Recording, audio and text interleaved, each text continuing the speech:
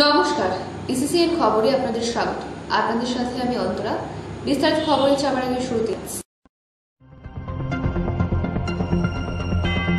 বাংলায় সিপিআইএম ও কংগ্রেসের সঙ্গে তৃণমূলের কোনো যোগ নেই, একটি ভোটও তাদের দেবেন না, জাবরাভিটায় নির্বাচনী জনসভা থেকে বার্তা মতার।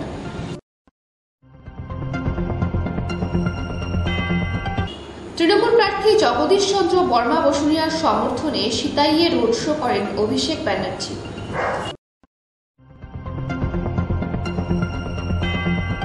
থাকথল সহযোগে ভোট প্রচারে ছুটছেন জলপাইগুড়ি লোকসভা কেন্দ্রের বাম প্রার্থী দেবরাজ। আসছি বিস্তারিত খবরে।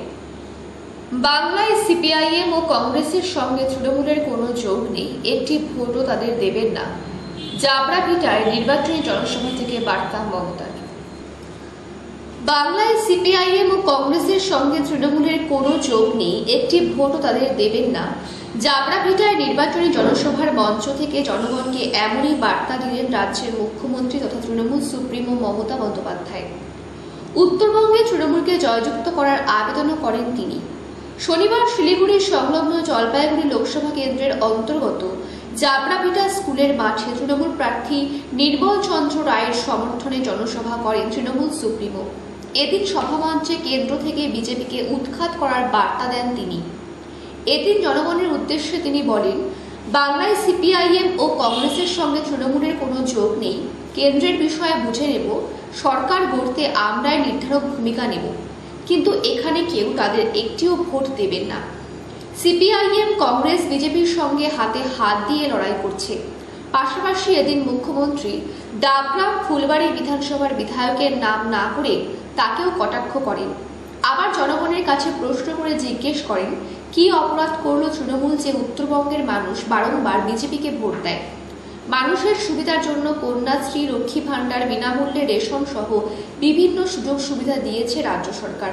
তাই এবার সকলের কাছে আবেদন করেন টিএমসিকে ভোট দেওয়ার জন্য।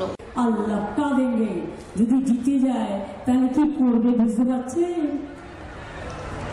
এমনকি 34 বছর অত্যাচার করার পরেও আমরা স্লোগান দিয়েছিলাম, বদলা নয় বদল চাই। তাই এত অত্যাচার করার পরেও সিপিএম এর কারো গায়ে আমরা কেউ হাত দিইনি। রবীন্দ্রসঙ্গীত, নজরুল সঙ্গীত বেজেছিল, মনে রাখুন। আর আজকে বলছেন, অ্যাসেম্বলি ইলেকশনের আগে বলেছিলেন इसका बार बंगाल में 200 पार, 70 पार नहीं हुआ था, जो भी पार हुआ था उसमें भी 10 हमारे साथ आ गया। আর এখন বলছেন 543টা পার্লামেন্টারি ইলেকশন সারা ভারতবর্ষে, বলছেন इसका बार 400 পার। আমি বলি আগে 200 তো পার করুন, তারপরে সাঁতার কাটবেন। সাঁতার কাটার জন্য অনেক গ্রামের পুকুর ডোবা আছে, না পেলে ব্যবস্থা করে দেব।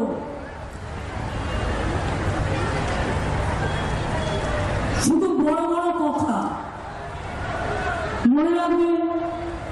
এরাই শীতলকুচিতে ভোটের লাইনে 4 জন সংখ্যালঘু এবং 1 জন রাজবংশী ভাইকে খুন করেছিল। 4-5 দিন আগে মালদার হাবিবপুরে বিএসএফ একজনকে খুন করে বলে দিচ্ছে অনুপ্রবেশকারী, তুমি রবিবারকে, তুমি তো পুলিশকে হ্যান্ড ওভার করবে। পুলিশ তো দেখবে তার কাগজপত্র কি আছে কি না আছে, তার জন্য তো আইন আছে। কাউকে গুলি করে মারার কোনো আইন তোমাদের নেই। তাই আমি আপনাদের বলবো, কেউ কেউ এসে বলছে হামারা বাত তো শুনতা নেই। পরশুদিন আমি চালসায় যাচ্ছি, সাহস কত বড় দেখুন। আমি ঈদের মিটিং করে আমি চালসায় ভিড়ছি, তো আমার গাড়ি যাচ্ছে আর চোর চোর করে চিৎকার করছে। আমি বলি ওরে পকেট মার। যে পকেট মারি করে সে আগে বাজবার জন্য পকেট মারি করে চিৎকার করে। সবচেয়ে বড় চোর, সবচেয়ে বড় গদ্দার, সবচেয়ে বড় डाकू, सबसे बड़ा माफिया राज आज कोई चलाते हैं तो बीजेपी चलाता है, हम लोग नहीं। ये बात याद रखना। बांग्ला सच्चाई ढंग से काम करते हैं, ये हमारा चैलेंज है।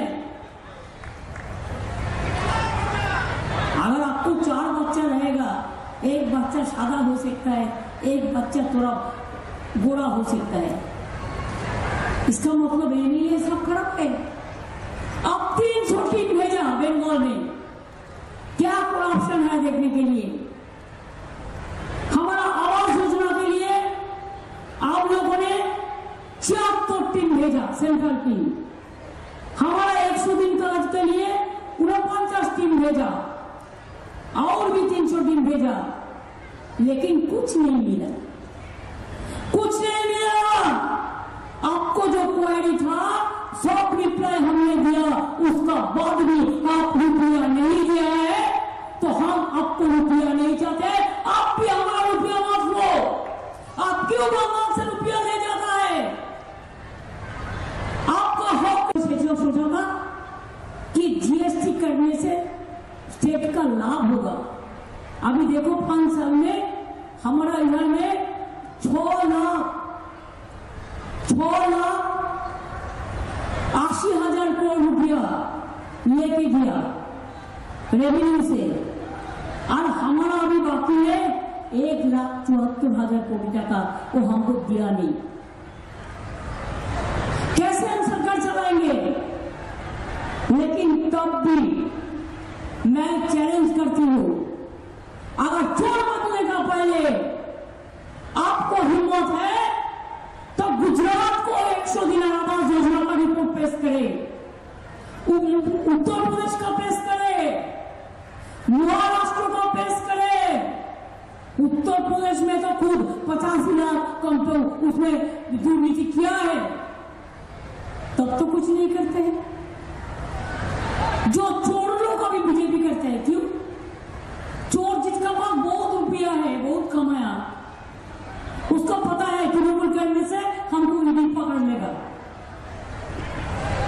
हमको सीबीआई पकड़ लेगा, हमको इनकम टैक्स पकड़ लेगा, और हम जितना भी चोरी करें, हम अगर बीजेपी में जाए तो वॉशिंग मशीन में हमको सादा बना देगा, हमको कुछ नहीं करेगा, हम चोरी करते ही रहेगा।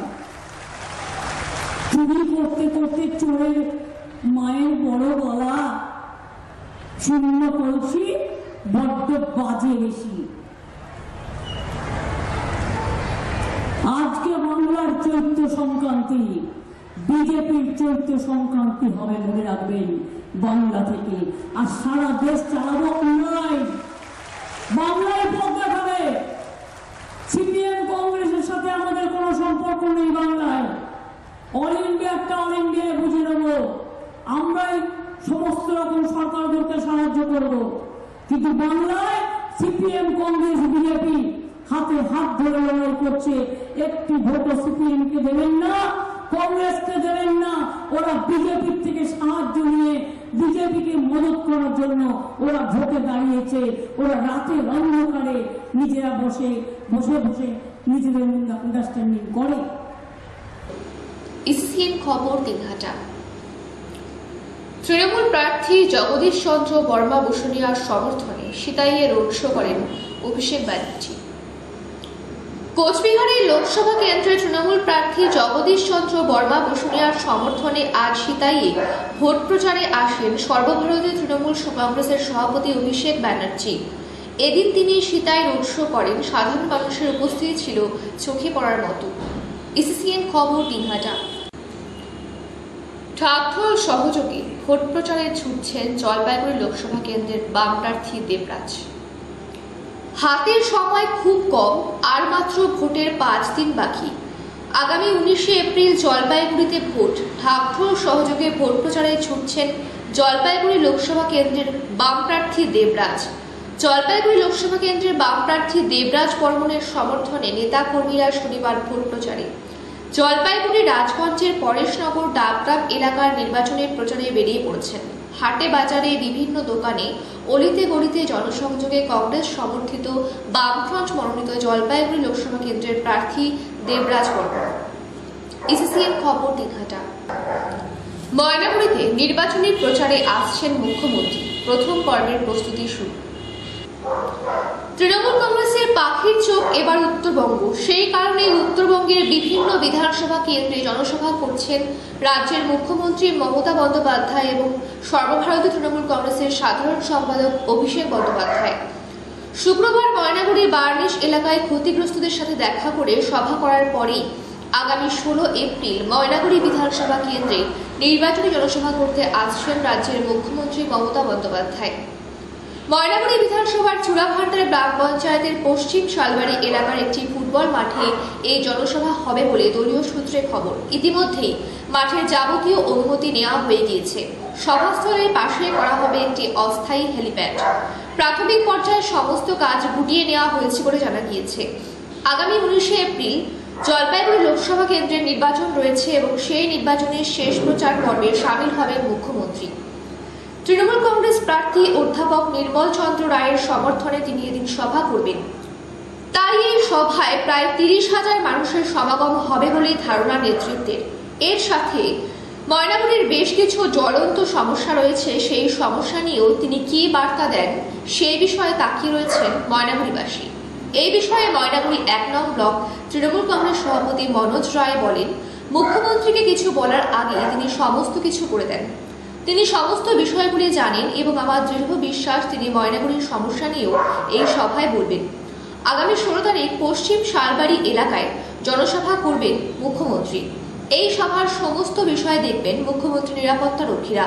এই সভায় 25 থেকে 30,000-এর মতো মানুষ হবে। ইসিসিএন খবর 3 ঘাটা।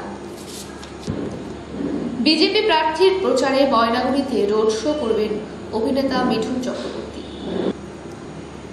নির্বাচনের আগে উত্তরের জেলাগুলিতে হেভিওয়েট নেতা নেত্রীর আনাগোনা বৃদ্ধি পেয়েছে। নিজের নিজের রাজনৈতিক দলের সমর্থনে প্রচারে আসছেন নেতারা। প্রচার পর্বে দেশের প্রধানমন্ত্রী থেকে শুরু করে মুখ্যমন্ত্রী, অভিনেতা বাদ যায়নি কেউ। এবার জলপাইগুড়ি লোকসভা কেন্দ্রের বিজেপি প্রার্থী ডক্টর জয়ন্ত কুমার রায়ের সমর্থনে ময়নাগুড়িতে রোড শো করবেন অভিনেতা মিঠুন চক্রবর্তী। আগামীকাল রবিবার 3:30 থেকে ময়নাগুড়ি শহরে এই রোড শো হবে বলে জানা গিয়েছে। এই বিষয়ে জেলা বিজেপির সাধারণ সম্পাদক চঞ্চল সরকার বলেন, মিঠুন চক্রবর্তী আগামীকাল ময়নাগুড়ি আসার কথা রয়েছে। শুনেছি তিনি অসুস্থ। তিনি সুস্থ হলে ময়নাগুড়ি শহরে জয়ন্ত রায়ের সমর্থনে রোড শো করবেন। ইসিসিএন খবর 3 ঘাটা। ইসিসিএন খবর এখনকার মতন এই পর্যন্তই। আপনারা দেখতে থাকুন ইসিসিএন খবর, সবার মাঝে সবার সাথে।